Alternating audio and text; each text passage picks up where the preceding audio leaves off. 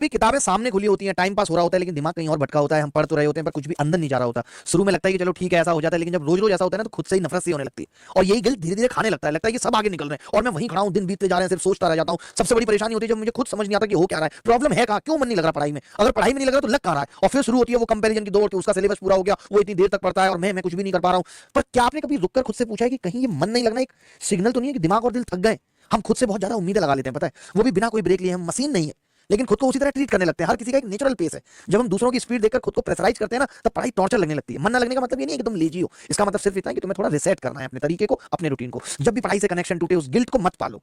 उस वक्त ये समझो कि तुम्हारे अंदर कुछ है जो तुम्हें खुद से बात करने को कह रहा है। कभी कभी एक ऑनेस्ट पॉज चाहिए होता है जहां तुम पढ़ाई छोड़कर अपने अंदर झांकते हो, ताकि फिर लौटो और वो भी क्लैरिटी के साथ लौटो। लोग कहते हैं कंसिस्टेंसी रखो, डिसिप्लिन रखो, पर कोई नहीं कहता कि कभी कभी कंसिस्टेंसी का मतलब खुद को समझना भी होता है। उदय जी, जो स्टूडेंट खुद से लड़ते हैं वो सबसे अंदर से थक जाते हैं और उस थकान को बाहर से कोई नहीं समझ पाता। मन तभी लगेगा जब तुम सिर्फ सिलेबस नहीं, अपने इमोशंस के साथ भी कनेक्शन बना पाओगे, वरना पढ़ते रहोगे पर कुछ समझ नहीं आएगा। कभी खुद को थाम लो बिना गिल्ट के। कोई रेस नहीं है, कोई स्टॉप वॉच नहीं है, तुम्हारी जर्नी है, तुम इसका पेस तय कर सकते हो। याद रखना, पढ़ाई में सबसे बड़ा वेपन सिलेबस नहीं है, तुम्हारा दिमाग और दिल है। और जब दोनों साथ हो तब भी कुछ बड़ा हो पाता है, नहीं तो नहीं। तो अगली बार जब मन ना लगे खुद से लड़ने की बजाय खुद से बात करना, ये छोटा सा बदलाव तुम्हारी पढ़ाई की क्वालिटी बदल देगा।